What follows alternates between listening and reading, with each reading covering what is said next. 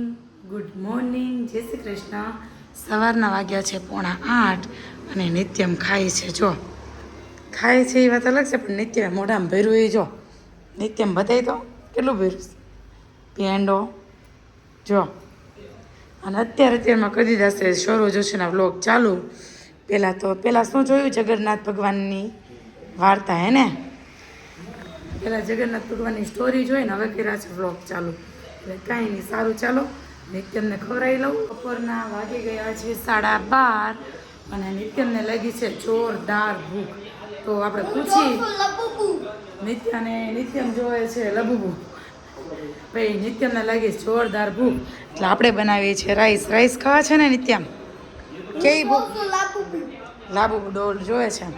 અને એક બાજુ જો મેં કાંદા, ટમેટા અને બટેકા કટ કરીને રેખા છે અને આમાં તેલ મૂકી દીધું છે. રાઈસ પણ મસ્ત વોશ કરીને તૈયાર રેખા છે. વઘાર કરી લઈ પછી કહું તમને. ચાલો જો મસ્ત કાંદા ટમેટાનો વઘાર કરી દીધો છે અને હવે રાઈસ એડ કરી પાણી એડ કરીને મસ્ત 3 થી 4 સીટી કરી રાઈસ બની જશે મારા નિત્યમના તૈયાર. જો પાણી એડ કરી દીધું છે, 3 થી 4 સીટી કરી લઈ એટલે રાઈસ બનીને તૈયાર. શું કેવું નિત્યમ? બહુ ભૂખ લાગીશ ને?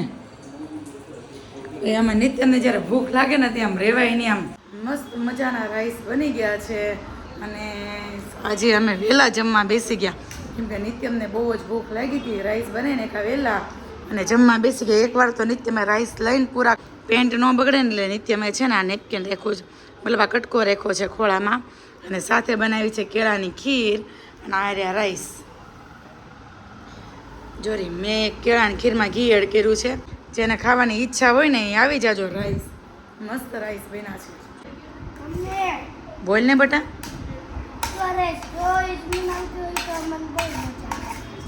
તો હું આ રાઈસ રોજ બનાવું તો તને બહુ મજા આવે. જો કેળાની ખીર ખાઈ જો. કોને કોને છાશ છે ને ગ્લાસમાં પીવી ગમે છે? હું જો ઘરે છાશ છે ને ગ્લાસમાં જ પીવું. તો નિત્યમની આદત પડી ગઈ છે છાશ ગ્લાસમાં પીવાની. છાશનું નામ આવે ને એટલે પેલા વાટકાની જગ્યાએ પેલા એ ગ્લાસ લઈને આવે એને નિત્યમ. દીકરાએ મસ્ત જમી લીધું છે. તમને કહીશ ને તો દાંત આવશે. અડધી કલાક બેઠા બેઠા જેમાં છે કા નિત્યમ? અડધી કલાક જમી કલાક ખાધું છે નિરાતે મસ્ત બેસીને. અને હવે નિત્યમ છે ને કામ કરે છે. જો બતાવું તમને. એટલે ચાલુ કર્યો કે નિત્યમ છે ને એક જ વસ્તુ હારે લે, બધી ન લેવાય. એક લઈ જા ખાલી,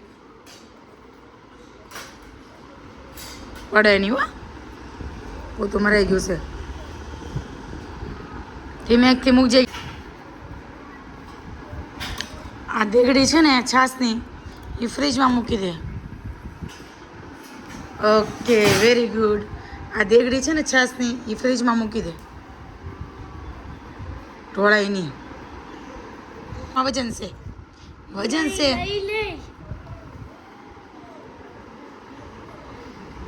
ફરક પદુડું બે માંથી એક કોઈ પડ્યું ને તો બે વારો પાડી દેશો.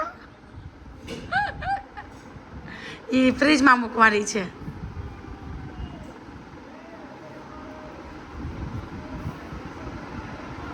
ઓકે અત્યારે વાગ્યા છે 5 અને આશિકાબેન પહોંચી ગયા છે અહીંયા. શું કામ પહોંચી ગયા?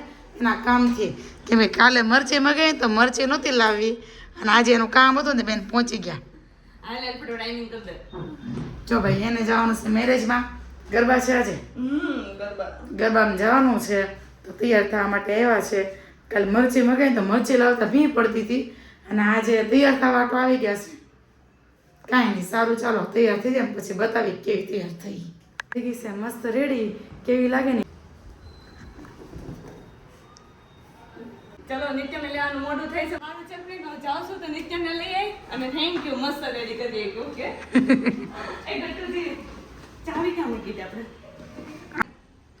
આશી આવી ત્યાં અહીંયા વહી ગઈ. અવાજ આવે છે કે નથી? વહી ગઈ છે તૈયાર થઈને. અરે વહી ગઈ છે એ તૈયાર થઈ. નિત્યમ રેખામાં સી આશિકા વહી ગઈ ને? નથી નિત્યમ. જો આ ગુંજન આંટીને પૂછી લે. એ ગુંજન દીદી આશિકા વહી ગઈ ને વહી ગઈ છે વી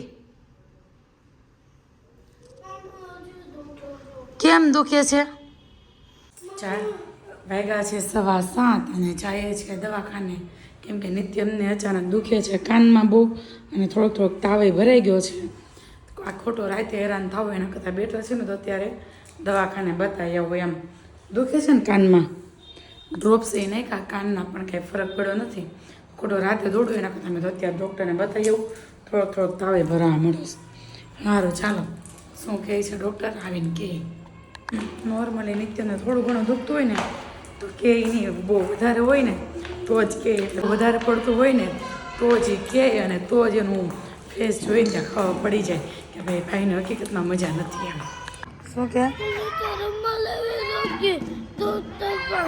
જાય છે ડૉક્ટર પાસે ગાડી ચાલુ કરું એટલી તો વાર લાગે કે નહીં પછી દવાખાને લાગે છે ફૂલ ટ્રાફિક હોય ને એવું ચંપલ જોઈને જેવું લાગે છે કે ફૂલ ટ્રાફિક હશે વેઇટિંગમાં બેસવું પડશે નીલના રિલેટિવ મળી ગયા છે નીલમાં તો નતા આવતા પણ એના રિલેટિવ મળી ગયા છે શું થાય તમારા નીલ મારા ભાઈના ફ્રેન્ડ છે હે ને માસીના દીકરા ભાઈ અંકિતના ફ્રેન્ડ આમ જો નીલ માસાના ફ્રેન્ડ છે નિત્યમ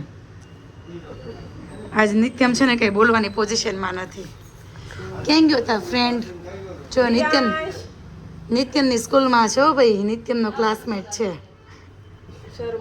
હા ગયા છીએ દવાખાને અને ફાઇનલી નિત્યમભાઈનો ચેકઅપ ચાલુ થઈ ગયો છે ઇન્ફેક્શન થઈ ગયું છે હા શરદીને લીધે દવાને ડ્રોપ આપો ને એટલે સારું થઈ જાય હો 3 દિવસ પહેલા આવ્યા હતા પણ એ બતાવ્યું નહોતું પણ આજે બતાવી દીધું અમારા ફેમિલી ડોક્ટર છે ગમે ત્યારે આવીને તો એ ખુલ્લું જોઈએ અમારા માટે દવાખાનું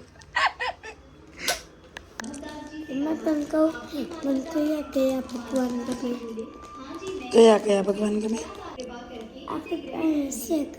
ગયા છે ઘડિયાળમાં 11:30 અને હું બનાવું છું રોટલી એ રોટલી બનાવવાનું કારણ એ છે કે નિત્યમને એવો તો તાવ તે 7 વાગ્યાનો સૂઈ ગયો હતો દવા પીવડાવી હતી મેં તો 7 વાગ્યાનો સૂઈ ગયો હતો અને કંઈ જ ખાધું નથી બપોરે જે રાઈસ ખાધા ને એ જ તે ત્યાર પછી એને કંઈ જ મોઢામાં નથી નાખ્યું દવા પીવડાવી તાવ ઉતરો અને અત્યારે જાગ્યો છે થોડીક ફાફડી ખાધી અને કાનમાં દુખતું હતું તો થોડાક ટીપા નાખ્યા 2 ડ્રોપ્સ કાનમાં અને હવે બનાવું છું રોટલી અને એનું બનાવી દઉં છું અને ગોળનું ભૂંગળું અને એ જોવે છે અત્યારે જગન્નાથ ભગવાનની સ્ટોરી તો રોટલીનું ભૂંગળું બનાવી દઉં અને બનાવી પછી તમને પાછા મળીએ ઓકે નથી બહુ ગરમ મારી તબિયત ખરાબ હતી એટલે હું બહુ બોલી ન શક્યો બાય બાય ગુડ નાઇટ જય શ્રી કૃષ્ણ ને મળીએ કાલના બ્લોગમાં